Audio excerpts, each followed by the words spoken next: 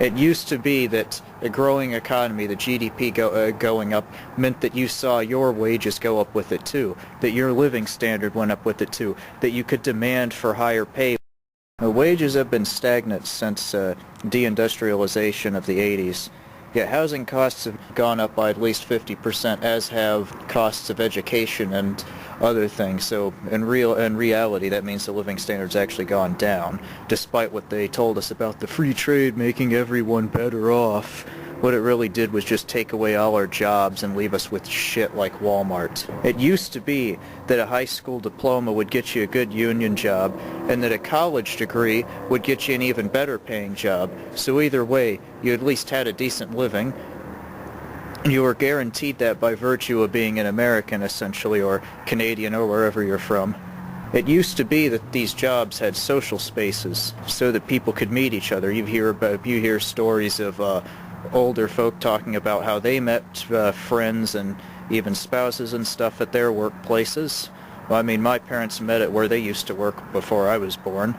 But today's jobs, you don't really have that, because they're either on the internet, which means good luck with that, or you're going to like have a few word description and some pictures that somebody's cherry picked from their life to show off or whatever the fuck. Or you've got jobs like Walmart, or these terrible jobs at the Amazon warehouses where you're just sitting there moving shit. They discourage talking to people, if you ever get a chance to at all, really. Good luck meeting people or becoming good friends with people at those places.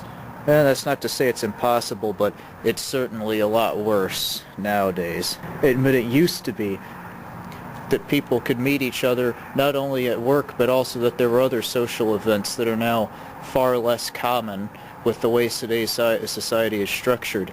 With the rise of these boomervilles, these desolate towns where most of the people are old as piss, and there's nothing for you here. It used to be that a growing economy, the GDP going up, meant that you saw your wages go up with it too, that your living standard went up with it too, that you could demand for higher pay and you had the union power to do so, because that we used to produce shit here, which we don't anymore, other than apparently misery and bombs. It used to be that surveillance was just limited to the old-fashioned methods, spying on you with binoculars, looking over your banking records, or wiretapping you. But now, in the shadow of the service economy, high school diplomas are now completely worthless. Oh, you can get a job at Wendy's or Walmart with it. Yeah, that's surely going to pay a fraction of the rent on some shitty apartment so you can die alone. There's no hope of ever owning a home. It used to be you hear all those boomer stories, oh, I bought a home for $3,000 or something. Yeah, unless you want to move to Eastern Europe and see about that. That's not happening. I mean, I don't know, maybe the risk of being blown up is worth it and being able to actually afford shit. And now, a college degree basically worth less than what a high school degree used to be. Let's be real here. What's a college degree going to get you? Maybe an okay job so you can have a decent apartment and die alone, or maybe finish paying off a mortgage on the house by the time you fucking retire? Yeah, that's real great. And you also got a fuck ton of debt. So good luck with that. You got house debt, you got car debt, you got college debt, everything's debt. You don't own jack shit now. Manufacturing's completely dead here. And top employers are all dog shit like Walmart or Amazon, like I said earlier. I mean, seriously, to look up a map of the top employers by state, they're not manufacturing anymore, and they're not big tech like that we've been promised. Not that we want that either, because I'd rather be shot in the fucking back of the head than code or do any of that IT horse shit, and I know there's millions of you out there who would as well. And these places, there's, like I was saying earlier, nowadays, there's what social spaces. They tell you about clubs and stuff. Where I'm from, there aren't any like social clubs. I mean, and if you go to the city, there's like nightclubs. But have you actually tried meeting people there? And it's not saying they're not fun to go to. I've gone to them a few times, of course, but god damn, there's clubs nowadays. They're like they're like grilling clubs or shit, if you can even find them, or golfing, and it's all fucking boomers, if they even exist at all. And this is what we're up against. The only thing left. You see, with the no social events, you can't meet people at work. The jobs suck. What's that left? That's left a huge fucking void. What's filled that void?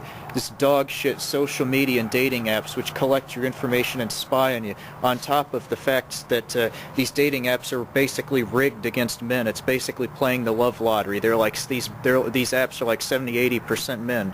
Seriously, go through the math, do the odds. They make it work just often enough so you're likely to know somebody or heard of somebody who's had success on them, but you yourself haven't. And since people now have less friends than they did before, people have less romantic experience on average than they did before, and there's real data on this. You've got less people to verify the truth, so if they keep telling you in the advertisements that these apps work and they haven't for you, and you don't have anybody to ask to see if it's true or not, then you're going to think that it's all on you, that it was you doing something wrong.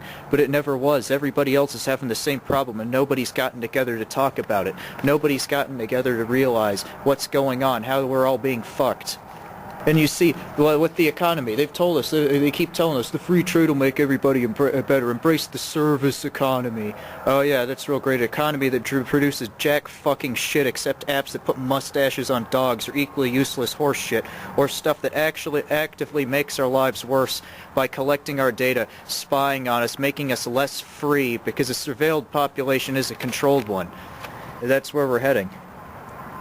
You see the economy, you hear about the economy growing, they talk about the S&P and the Wall Street shit, but we haven't seen those growths. In fact, our living standards have gone down, but they don't want you to talk about that. Nobody wants you to talk about that that's in power, because then you'll start to question what's really going on. And what you see on TV is a warped, distorted version of reality, what you're supposed to think that you should have if you're doing everything right, and that you're supposed to feel that it's your fault if you don't have these things. You see on the TV ads, you see these shiny new cars with the fancy computers, and by the way, don't get a car with a computer in it. You see the fancy new computerized cars, upscale multi-story houses with everything shiny new brushed stainless steel, and they show this off as is like middle class or average or whatever the fuck you want to call it. But look around you. Ask your friends, look at your neighbors, look at the other people your age. Do you have these things? Do they have these things? The answer is fucking no. No, you don't have these things. They don't have any things. Very few people have these things. But when you keep seeing on the advertisements that they portray it like everybody has these things, and the implicit implication that you're supposed to think is that if you don't have these things, that it's somehow your fault. That somehow you've done something wrong, when really you've been fucked. We've all been fucked since de-industrialization, and everybody wants you to think that it's okay, everything's fine, but it's fucking not.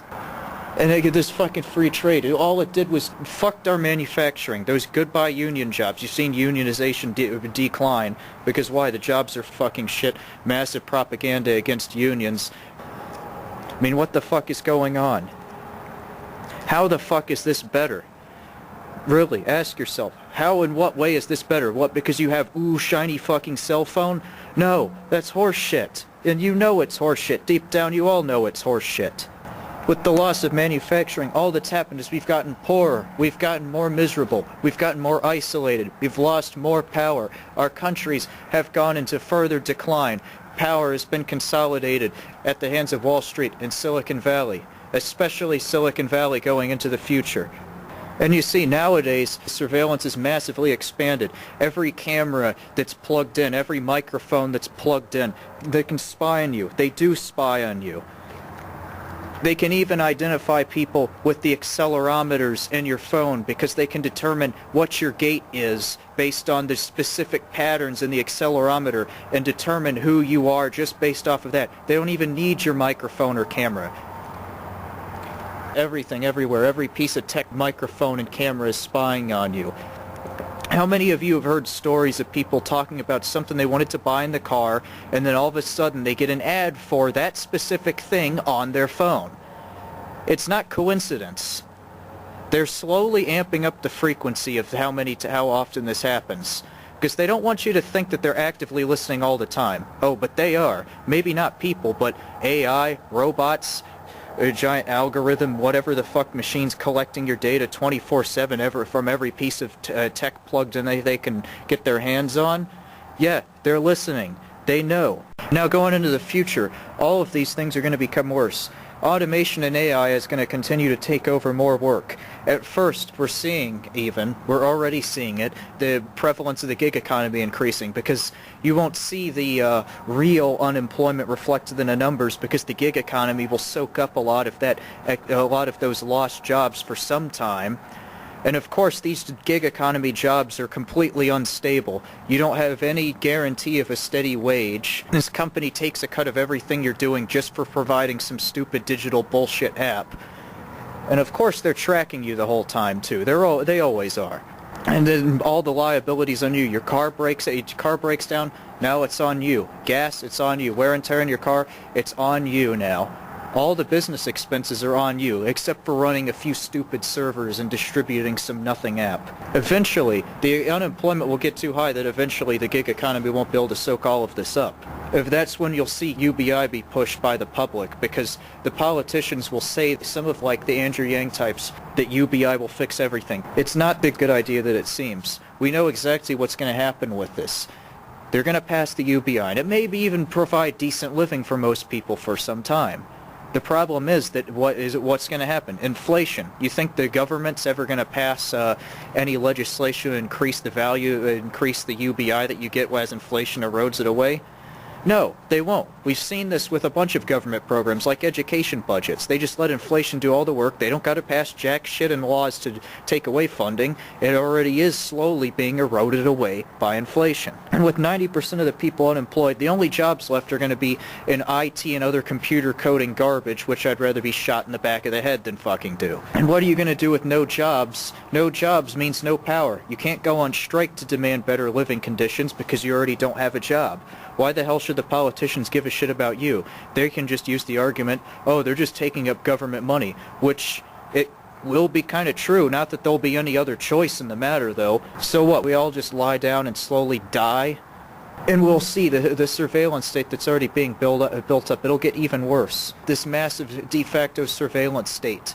As the prevalence of all this smart Internet of Things bullshit increases, more and more data is going to get to be known about you. Privacy is going to be dead. And you may not think about the implications of it, but what do you think? Your employer's already asked to go through your social media, and some will even look at you weird if you don't have it. They're gonna try to force it down the throats of everybody like me who's resistant and going into this shit. And from the information on there, they can use algorithms to even guess what you think, even if you haven't said it on social media, and probably guess it with surprising accuracy, even more accurate than experts could ever do. And what do you think's gonna happen when you post some opinion that they don't like, that the business community, the Wall Street, Silicon Valley doesn't like? You're against some policy that they want.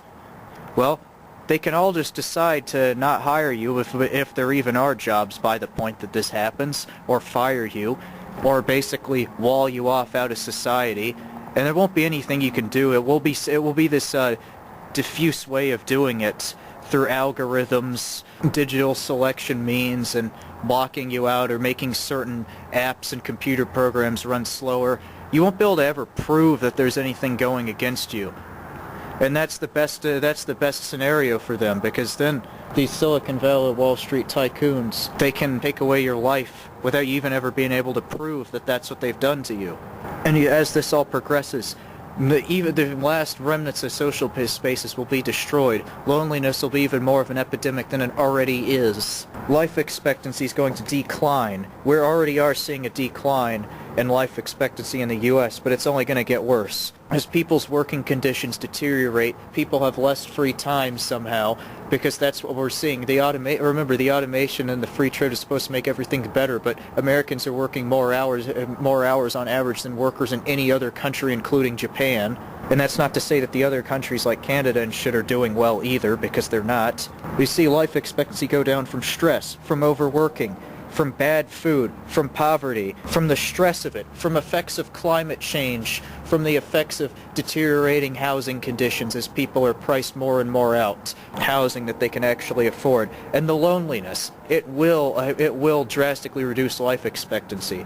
I believe the statistic was that the difference between married and never married or unmarried people and life expectancy, the difference is 20 years, the equivalent to smoking about a pack or two or three a day.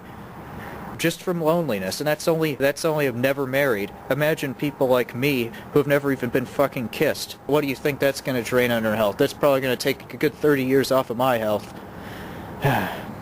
And you've seen the home ownership is declining. What's this mean for housing? You're going to see the number of landlords go down as the number of houses that each landlord continues to go up. Eventually there'll be landlords in the truest sense, potentially spanning entire cities, counties, or even states.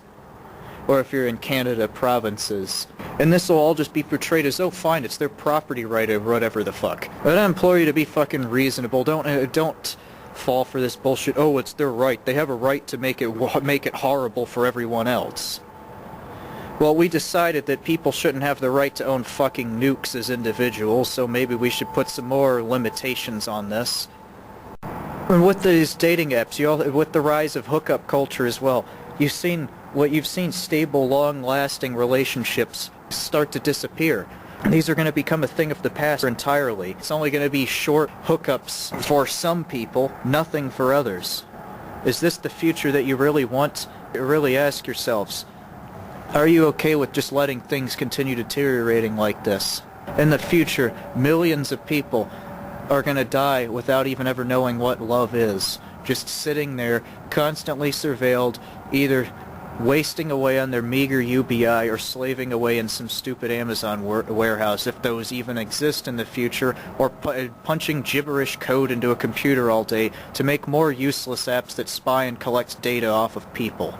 This high-tech dystopia, there's two versions of it. There's the US version where there's the US and like Western world version where you have the de facto surveillance state made up of big tech conglomerates. And then you have in China the government version where big tech and the government are one and the same. Now, of course, in America, the big corporations, of course, have heavy hands in government.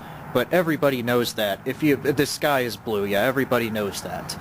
And these two versions of this big tech dystopia will spread eastward from the United States and westward from China, closing in the rest of the world, destroying any last remnant of any world where this isn't the norm, where regular manufacturing and regular communities and social events and social spaces and no mass surveillance are.